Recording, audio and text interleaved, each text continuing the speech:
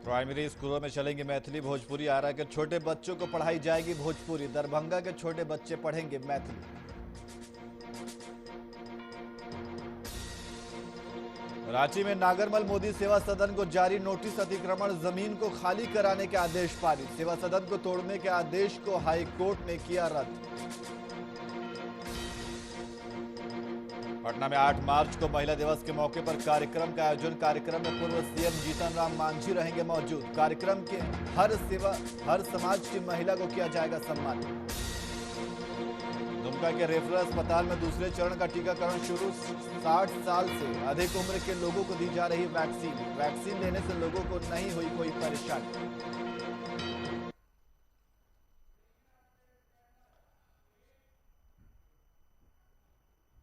नमस्कार, मैं नियाज खान और आप देख रहे हैं वीआईपी न्यूज। खबरों में आगे बढ़ेंगे, लेकिन इससे पहले इस वक्त बड़ी खबर आ रही है। रांची से इस वक्त बड़ी खबर आ रही है। विपक्ष के विधायकों का सदन के बाहर हंगामा। रांची से इस वक्त की बड़ी खबर आपको बता रहे हैं, जहां विपक्ष के विधायकों का सदन के बाहर हंगामा शुरू हो गया है। अवैध पत्थर बालू खनन को लेकर सरकार पर हमला किया गया है। हेमंत सरकार इस्तीफा दो के नारे भी लगाए गए। रांची से इस वक्त की बड़ी खबर आपको बता रहे हैं, जहां विपक्ष के विधायकों ने सदन के बाहर हंगामा किया है और हेमंत सरकार इस्तीफा दो के नारे लगाए गए। लोबिन हेम्ब्रम के आरोप पर सीबीआई की जांच की मांग की जा रही है। इस वक्त की बड़ी खबर आपको बता रहे हैं, रांची से आप टीवी स्क्रीन पर देख सकते हैं कि विपक्ष के विधायकों का सदन के बाहर हंगामा। अवैध पत्थर बालू खनन को लेकर सरकार पर हमला किया गया है। और इसी खबर पर अधिक जानकारी के लिए हमारे संवाददाता अभिनव कुमार हमारे साथ फोन लाइन पे मौजूद है। अभिनव, क्या है ये पूरा मामला? विपक्ष के विधायक जो है वो सदन के बाहर हंगामा किया है। बिल्कुल। तस्वीरें जो सामने आ रही है कि विपक्ष के जो विधायक है, कई विधायक है, हाथों में पोस्टर लिए हुए हैं और हंगामा कर रहे हैं, सरकार से इस्तीफे की मांग कर रहे हैं। दरअसल मसला यह है निहाज की साहिबगंज जिले में अवैध पत्थर उत्खनन की बात सामने आ रही है और जो लेविन हेम्ब्रम है, जेएमएम कोटे से विधायक है, उन्होंने सवाल खड़े किए थे कि अवैध जो पत्थर खनन हो रहा है इससे प्रशासन की मिली भगत है। और उन्होंने आरोप भी लगाया था पंकज मिश्रा, जो मुख्यमंत्री के कह सकते हैं कि प्रतिनिधि माने जाते हैं, उनके ऊपर आरोप लगा है। तो सरकार की मिली भगत से ऐसा कहा जा रहा है कि अवैध पत्थर का उत्खनन हो रहा है और 400-500 ट्रक को इस तरीके से पास किया जाता है, तो ऐसे में राजस्व का नुकसान हो रहा है। अब देख सकते हैं कि इसको लेकर सदन में भी हंगामा हुआ था। लोबिन हेम्ब्रम जो जेएमएम कोटे से विधायक है, उन्होंने सदन में कहा था कि पत्थर उत्खनन का मामला सामने आ रहा है और इससे राजस्व का नुकसान हो रहा है। अब इसी को लेकर जो बीजेपी के कई विधायक ने मुद्दा उठा लिया है और देखेंगे कि आज इसी कड़ी में बीजेपी के कई जो विधायक है हाथ में जो है पोस्टर लिया हुआ था और उन्होंने कह रहा था कि अवैध तस्करी हो रहा है, चाहे बालू हो, कोयला की बात हो, कई तरह की बातें उन्होंने कहा है और इससे पहले भी कई मामले उजागर होते आए हैं। तो शायद यही वजह है कि बीजेपी के विधायक है आक्रामक मूड में देखे हुए नजर आए। आज के सदन के बाहर उन्होंने हंगामा किया है, पोस्टर हाथ में पोस्टर लिया हुआ था और अवैध तस्करी को लेकर मामला उठा रहे थे और सरकार से इस्तीफे की मांग कर रहे हैं। तो अब देखने वाली बात हो कि इस मुद्दे पर अब सदन में अगर हंगामा होता है या क्या कुछ होता है, अब समय आएगा, उस समय पता चलेगा कि किस तरीके से सारी चीजों से निपटा जाएगा। जी, तो विपक्ष के विधायकों ने जिस तरीके से हंगामा किया है, तो इसके बाद क्या सत्ता पक्ष की तरफ से कोई प्रतिक्रिया इस पूरे मामले में आई है? की प्रतिक्रिया आई है सत्ता पक्ष के कह सकते हैं कांग्रेस के विधायक इरफान अंसारी, उन्होंने कहा है कि अगर इस तरीके की बातें सामने आई है इस पर जांच का विषय है और जांच के बाद ही खुलासा हो पाएगा कि क्या किसकी मिली भगत है और इस तरीके की बातें अगर सामने आ रही है तो उस पर कार्रवाई भी। हालांकि बन्ना गुप्ता भी ने कहा है कि जो मामला सामने आया है अवैध तस्करी का, जो पत्थर खनन हो रहा है और पत्थर खनन को लेकर उन्होंने कहा है कि अगर जो भी इसमें मिली भगत, जिसकी भी मिली भगत हो, उस पर कड़ी से कड़ी कार्रवाई की जाएगी। हालांकि अगर विपक्ष के विधायकों की बात करें तो सीबीआई जांच की मांग करता है और सीबीआई जांच की मांग कैसे काम होता है उसकी उन्होंने बात कही है। तो किसकी मिली भगत है, अगर कोई भी इसमें सम्मिलित पाया जाता है उस पर कड़ी से कड़ी कार्रवाई कहने। जी अभिनव, बहुत बहुत शुक्रिया तमाम जानकारी के लिए।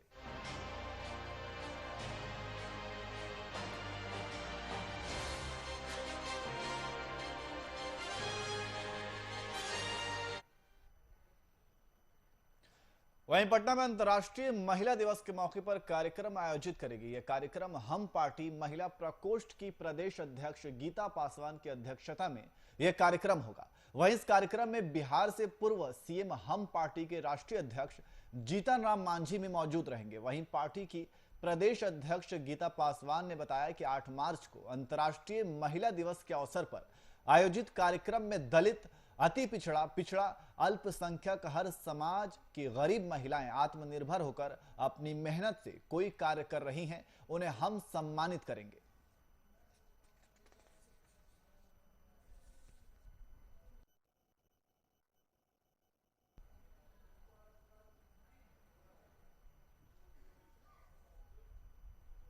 आठ मार्च अंतर्राष्ट्रीय महिला दिवस के दिन हमारी तैयारी इस तरह से है कि दलित, अति पिछड़ा और गरीब महिलाएं जो अपने दम खम पे मेहनत करके आगे बढ़ी है, वो हमारे पार्टी का आइकॉन है, वह नया चेहरा है। उनको सम्मानित करने का काम हम 8 मार्च को करेंगे। अंतर्राष्ट्रीय महिला दिवस के दिन सम्मानित करने का काम करेंगे। साथ ही साथ हम उनको भी सम्मानित करेंगे जो बूथ लेवल पे हमारी महिलाएं मजबूत स्थिति में है, पंचायत लेवल पे है, प्रखंड लेवल पे है और जिला लेवल पे है। और इसी खबर पर अधिक जानकारी के लिए हमारे संवाददाता कुमार गौतम पटना से हमारे साथ लाइव जुड़ गए हैं। हमारे साथ फोन लाइन पे मौजूद हैं। गौतम, जिस तरीके से 8 मार्च को अंतर्राष्ट्रीय महिला दिवस मनाया जाता है और अंतर्राष्ट्रीय महिला दिवस के मौके पर हम पार्टी एक कार्यक्रम आयोजित करने जा रही है जिसमें महिलाओं को सम्मानित किया जाएगा। गौतम जी बिल्कुल, ये 8 मार्च अंतर्राष्ट्रीय महिला दिवस है और इस मौके पर पहले आमतौर पर सामाजिक संगठन के नेता और कार्यकर्ता इसको बहुत अच्छे तरीके से मनाते थे और महिलाओं के आत्मसम्मान और उनकी आत्मरक्षा के लिहाज से इस दिवस का एक खासा महत्व है। लेकिन राजनीतिक पार्टियों में जिस तरह से मुख्यमंत्री नीतीश कुमार ने बिहार के अंदर महिला सशक्तिकरण की बात कही है, उनकी हिस्सेदारी और भागीदारी की बात कही है, उसको लेकर अब तमाम जो पार्टियां हैं वो महिलाओं के प्रति थोड़ा ज्यादा संजीदा दिखते हैं। और यही वजह है कि हिंदुस्तान आवामी मोर्चा, जो कि पूर्व मुख्यमंत्री जीतन राम मांझी की पार्टी है, कोई ये आरोप भी न लगाए कि ये परिवारवाद की पार्टी है, ये सभी जाति विशेष की पार्टी है। मतलब ये इसके साथ ही जो महिला और पुरुष दोनों की भूमिका अहम है, तभी जाकर के कोई भी संगठन या पार्टी चलती है।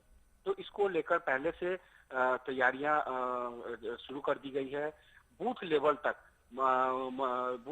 तक हिंदुस्तान आवामी मोर्चा की जो कार्यकर्ता है, नेता है, वो महिलाओं को सम्मानित करेंगी, महिलाओं को उनके आत्मविश्वास को जगाएंगी और उनकी राजनीतिक भागीदारी को भी बताएंगी। तब जाकर के समाज में पुरुष और महिला जो वर्ग है दोनों कंधे से कंधा मिलाकर चल सकता है। तो कहीं ना कहीं एक वर्ग ये भी था, पुरुष वर्ग, जो ये जानता था कि जो राजनीतिक पार्टियों में उनका दबदबा ज्यादा है, लेकिन ये कल्चर चेंज हुआ और ये बिहार के लिए अच्छी बात है कि महिलाओं के सम्मान और खास करके जिस जाति विशेष की राजनीति करते हैं जीतन राम मांझी, तो उसमें दबे कुचले महादलित और दलित वर्ग, सूचित अनुसूचित जनजाति, इन तमाम महिलाओं को यदि सम्मान मिलेगा उनके गांव में, उनके पंचायत में, उनके बूथों पर, तो शायद इसका फायदा देखने को मिल सकता है। तो यही वजह है कि अंतर्राष्ट्रीय महिला दिवस के मौके पर भले ही राजनीति पार्टियां इसको तवज्जो दे रही है, लेकिन ये इसका फायदा सीधे तौर पे महिलाओं को मिलते दिखेगा। जी गौतम, बहुत बहुत शुक्रिया तमाम जानकारी के लिए। और इस वक्त एक और बड़ी खबर आ रही है गोपालगंज से। इस वक्त एक और बड़ी खबर आ रही है, आप टीवी स्क्रीन पर देख सकते हैं कि गोपालगंज में रहस्यमय ढंग से लापता हुआ होटल संचालक। तो गोपालगंज से इस वक्त की बड़ी खबर आपको बता रहे हैं, जहां रहस्यमय ढंग से होटल संचालक लापता हो गया है। खंगाले जा रहे हैं होटल और आसपास लगे सीसीटीवी कैमरे। तो गोपालगंज से इस वक्त की बड़ी खबर आपको बता रहे हैं, जहां होटल संचालक रहस्यमयी ढंग से लापता हो गया है और उसको लेकर के सीसीटीवी जो आसपास लगे हुए हैं उसके फुटेज खंगाले जा रहे हैं और परिजनों की सूचना पर जांच में पुलिस जुट गई है। उचका गांव के असंदापुर का ये पूरा मामला बताया जा रहा है। तो गोपालगंज से इस वक्त की बड़ी खबर बता रहे हैं आपको, और इसी खबर पर अधिक जानकारी के लिए हमारे संवाददाता शैलेंद्र श्रीवास्तव हमारे साथ फोन लाइन पे मौजूद हैं। शैलेंद्र, क्या है ये पूरा मामला? जी, उचकागांव थाना के असंदापुर चौराहे का मामला है, जहाँ पे एक होटल संचालक रहस्यमय तरीका से गायब हो जा रहा है। उसके बाद उसके परिजन उसके तमाम खोजबीन के बाद से थाना में उसके बरामदी के लिए गुहार लगाए हुए हैं। जिसके बाद से चूंकि जहाँ चौराहे पे घटना हुई है उसके आसपास में तमाम सीसीटीवी कैमरे लगे हुए हैं, जिसको पुलिस सीसीटीवी कैमरे को खंगाल रही है और इस चीज को पता करने में लगी है कि आखिर देर शाम तक जो होटल संचालक जो होटल चलाया उसके बाद से वो क्या किस गतिविधि में कहाँ गया और क्या हुआ, तमाम मुद्दे पर पुलिस जांच पड़ताल कर रही है। जी, तो ये मामला कब का है? कब से होटल संचालक जो है वो गायब है? ये देर शाम से, चूंकि देर शाम तकरीबन 9-10 बजे तक वो होटल की संचालन करता है। उसके बाद से वो घर जाता है। उसके घर जाने में तकरीबन 45 मिनट से 1 घंटा लगता है। तो रात तक लोगों ने खोजबीन किया। उसके बाद से उसके मोबाइल जब स्विच ऑफ आने लगा, उसके बाद से तमाम उसके संपर्क करने की कोशिश की गई। पूरी रात लोगों ने उसके परिजन को ढूंढे हैं। नहीं मिलने के बाद सुबह जाकर उसको थाना में एक आवेदन देकर उसके गुमशुदगी का मामला प्रशासन के सामने लाया है, जिसके बाद प्रशासन हरकत में आई है और तमाम से छानबीन कर रही है अपने स्तर से। जी शैलेंद्र, बहुत बहुत शुक्रिया तमाम जानकारी के लिए।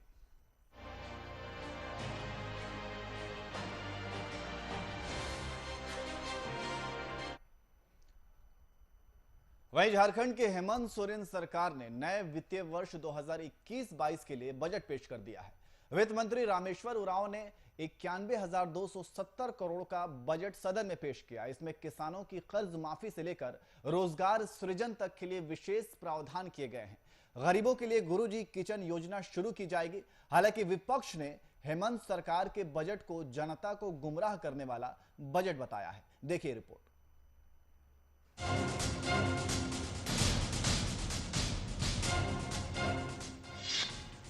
वित्त ने किया 91,270 करोड़ का बजट पेश। किसान कर्ज माफी के लिए 1,200 करोड़ का प्रावधान। गुरुजी किचन योजना की होगी शुरुआत। शिक्षा के क्षेत्र में ओपन यूनिवर्सिटी खोलने की घोषणा। किसानों के लिए कई योजनाओं का प्रस्ताव। वित्त मंत्री ने बताया आउटकम बजट। राजस्व व्यय 75,755 करोड़ का प्रावधान। पूंजीगत व्यय 15,521 करोड़ का प्रावधान। हंगामे के बीच हेमंत सरकार ने अपना बजट पेश किया। वित्त मंत्री रामेश्वर उरांव का सदन में बजट अभिभाषण शुरू होने से पहले विधानसभा अध्यक्ष ने बीजेपी के सभी विधायक से भगवा रंग की टी-शर्ट उतारने का आग्रह किया। वित्त मंत्री रामेश्वर उरांव ने अपना बजट अभिभाषण 91,270 करोड़ का बजट पेश कर किया। बजट के दौरान विपक्ष लगातार हंगामे भी करता रहा। अभिभाषण के दौरान विसिल बजाने वाले बीजेपी विधायक इंद्रजीत महतो को अध्यक्ष ने मार्शल आउट करवाया। बजट पर नजर डालें तो कोरोना महामारी का असर देखा गया। हेमंत सरकार ने अपने बजट में आदिवासियों और कृषि क्षेत्र पर विशेष ध्यान दिया है। बजट से कुछ बजट बढ़ा है, 91,277 ऐसे कुछ है, 270। तो इसका मतलब है कि हम लोगों ने कुछ चीज़ों को प्राथमिकता दी है और वो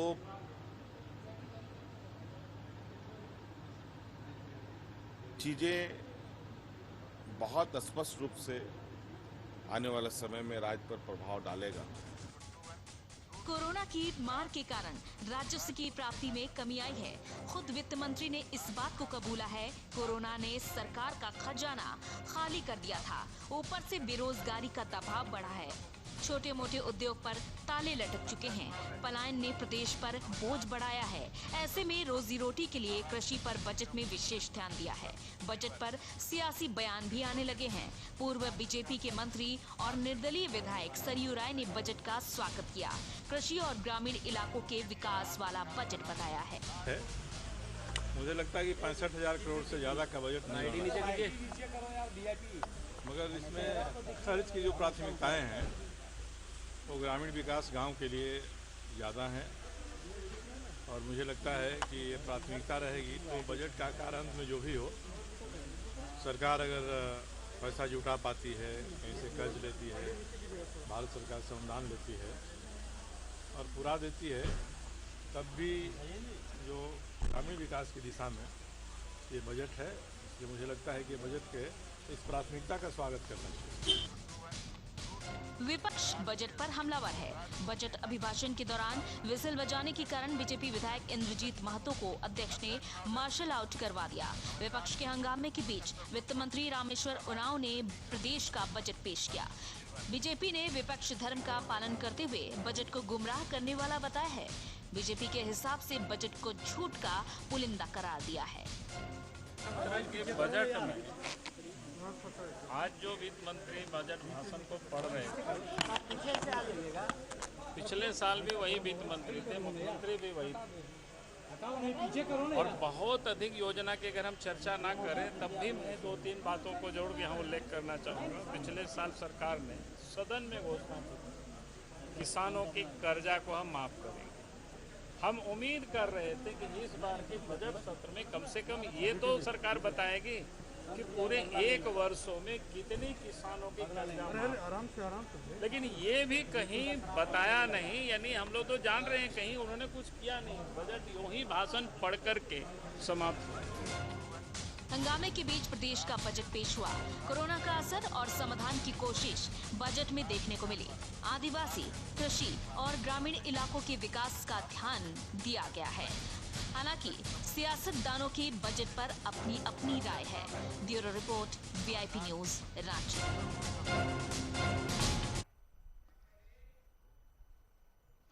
वहीं रांची टाउन सीओ ने नागरमल मोदी सेवा सदन को नोटिस जारी किया है। आपको बता दें कि ये नोटिस अतिक्रमण जमीन को खाली कराने के आदेश पर पारित किया गया। मोदी सेवा सदन ने टाउन सीओ को हाई कोर्ट में चुनौती दी, जिसके बाद याचिका पर जस्टिस राजेश शंकर की अदालत ने सीओ के आदेश को तत्काल रद्द करते हुए फिर से फ्रेश ऑर्डर पारित करने को कहा है। सीओ के ऑर्डर में अदालत ने माना कि कुछ नियम की अनदेखी की गई है।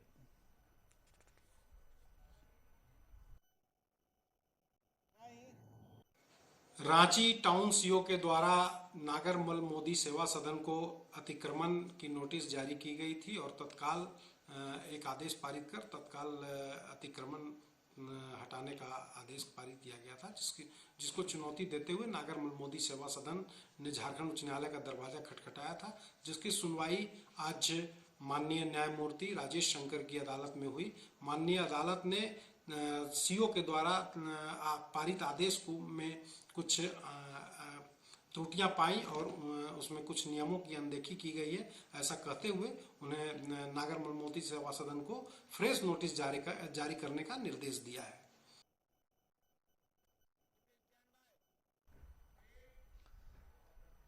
वहीं गिरिडीह जिले के 105 किलोमीटर दूर तीसरी प्रखंड के तीसरो गांव में संचालित अवैध मायका खदान में 2 मजदूरों के दबने का मामला सामने आया है, जहां उपायुक्त राहुल कुमार सिन्हा के निर्देश पर खदान संचालक के खिलाफ मामला दर्ज कर लिया गया है।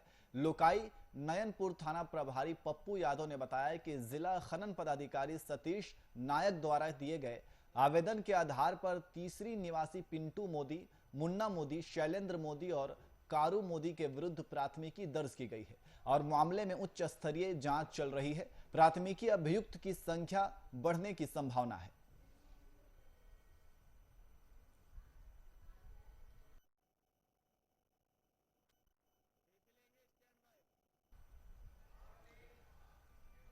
वहीं मशरक प्रखंड के बहरौली पांडे टोला गांव में मछली सुखाने के गंध से परेशान ग्रामीणों ने प्रशासन को आवेदन दिया है, जिसमें दर्जनों ग्रामीणों ने बताया कि गांव के ही देवनाथ सहनी मछली खरीद अपने मकान के छत पर धूप में सुखाते हैं, जिसकी गंध से गांव में रहना दुश्वार हो गया है। मछली सूखने से निकली गंध से महामारी फैल सकती है। वहीं देवनाथ को मना करने पर वो गाली गलौज करते हैं। मामले में ग्रामीणों ने थाना पुलिस और अंचल पदाधिकारी के यहां आवेदन दिया है।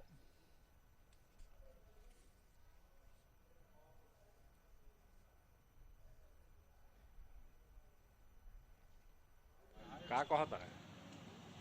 बहरौली पांडे टोला। का समस्या बा? समस्या बा जो सोहनी हमन मला मछली खरीद के ऊपर छत पर अपना सुखावा था, वहाँ रहल हमने के मुश्किल हो गल बा, इतना बदबू दे सकते खाइल पियल। बहरौली के कौन टोला? पांडे टोला। कितना वार्ड है? 1 नंबर।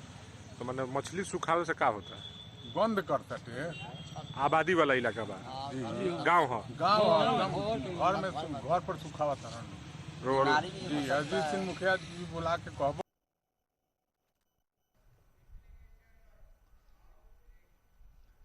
वहीं पूर्व रेलवे के महाप्रबंधक का कार्यक्रम भागलपुर में 5 मार्च को नियोजित किया जाना था, लेकिन अचानक यह समय बदलकर 3 मार्च को हो गया, जिसके बाद महाप्रबंधक सीधे किऊल जंक्शन पहुंचे और पूरे स्टेशन यथा कजरा, धराहरा, जमालपुर, सुल्तानगंज का निरीक्षण करते हुए बीती शाम भागलपुर पहुंचे। जो कार्य अधूरा थे उसे शीघ्र पूरा करने की बात संबंधित विभाग के अधिकारी से की और उसे आवश्यक निर्देश भी दिया।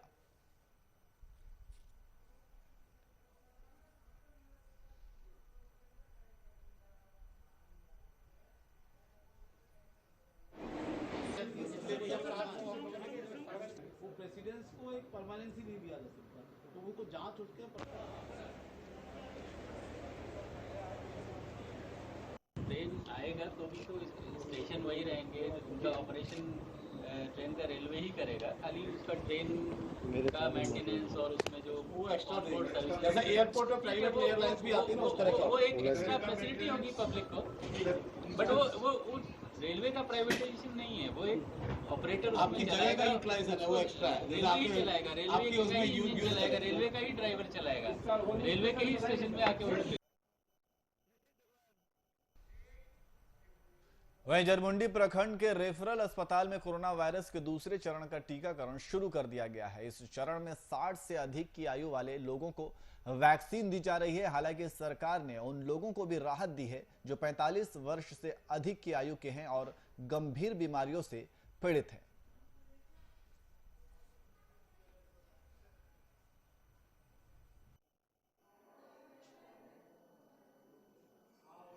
हम सेकेंड डोज, फर्स्ट डोज लिए थे 29 जनवरी, सेकेंड डोज लिए हैं आज 1 मई। तो एक्सपीरियंस बताइए क्या रहा? इसमें ऐसे कोई खास नहीं, टेडवेक जैसा वैक्सीन है, लीजिए, इसके बाद आधा घंटा रेस्ट कीजिए, ऐसे तो कोई बुझाता नहीं है, सब ठीक है। लोगों के बीच क्या मैसेज देंगे? लोगों में लेना है, कोविड-19 वैक्सीन लेना है, सबको लेना है। और इसी बीच रांची से इस वक्त बड़ी खबर आ रही है। आपको बता दें कि रांची से इस वक्त बड़ी खबर आ रही है। लैंड माइन ब्लास्ट में पुलिस के 2 जवान शहीद हो गए हैं। रांची से इस वक्त की बड़ी खबर आपको बता रहे हैं, जहां लैंड माइन ब्लास्ट में पुलिस के 2 जवान शहीद हो गए हैं। घटना में 3 जवान और घायल हुए हैं। तो रांची से इस वक्त की बड़ी खबर आपको बता रहे हैं, जहां 3 जवान घायल हुए हैं। चाईबासा में नक्सलियों ने इस वारदात को अंजाम दिया है। रांची से इस वक्त की बड़ी खबर आपको बता रहे हैं, आप टीवी स्क्रीन में देख सकते हैं। पुलिस और नक्सलियों के बीच मुठभेड़ जारी है, जिसमें 3 जवान घायल हुए हैं और नक्सलियों ने इस घटना को अंजाम दिया है। तो रांची से लैंड माइन ब्लास्ट में पुलिस के 2 जवान शहीद हो गए हैं और 3 जवान घायल हैं। रांची से इस वक्त की बड़ी खबर आपको बता रहे हैं, यहाँ 3 जवान घायल हो गए हैं और नक्सलियों ने इस वारदात को अंजाम दिया है। ये वारदात चाईबासा में इस वारदात को अंजाम दिया गया है और नक्सलियों द्वारा इस वारदात को अंजाम दिया गया है। पुलिस और नक्सलियों के बीच मुठभेड़ अभी भी जारी है। और इसी खबर पर अधिक जानकारी के लिए आशीष कुमार हमारे संवाददाता हमारे साथ फोन लाइन पे मौजूद हैं। आशीष, लैंड माइन ब्लास्ट में 2 जवान शहीद हुए हैं, क्या कुछ जानकारी है? जी देखिए, आज सुबह चाईबासा में जब पेट्रोलिंग टीम जा रही थी उस समय लैंडमाइन का ब्लास्ट हुआ, जिसमें हमारे सुबह तक बताया जाता है कि 2 जवान शहीद हुए हैं और 3 जवान घायल हुए हैं। लेकिन अभी सूत्रों की माने तो 3 जवान की शहीद होने की खबर आ रही है और 3 जवान घायल है। तीनों घायल जवान को अभी फिलहाल रांची स्थित मेडिकल अस्पताल में एयर एम्बुलेंस के द्वारा लाया जा चुका है और उनके इलाज अभी चल रहे हैं। बताया जा रहा है कि तीनों की हालत बहुत गंभीर है। इसको लेते हुए जो झारखंड पुलिस के अधीक्षक है सारे यहाँ पहुंच चुके हैं और उनकी तीनों अभी आईसीयू में एडमिट है। जी जी, तो अभी पुलिस का भी अभियान सर्च ऑपरेशन जारी है, तो क्या इसमें कोई नक्सली पकड़े गए हैं या फिर कितने हैं, क्या कुछ इसके बारे में जानकारी है? जी देखिए, अभी तक कोई नक्सली पकड़े नहीं गए हैं, लेकिन जिस गिरोह के द्वारा ये ब्लास्ट कराया गया है, माना जा रहा है उन पूरे गिरोह पे 1 करोड़ रुपए तक का इनामी गिरोह है, जिनको अभी प्रशासन पुलिस जो वहां की तैनात की थी वो ढूंढने में लगी हुई है। अभी आगे की कार्रवाई चली जा रही है। जी, बहुत बहुत शुक्रिया तमाम जानकारी के लिए।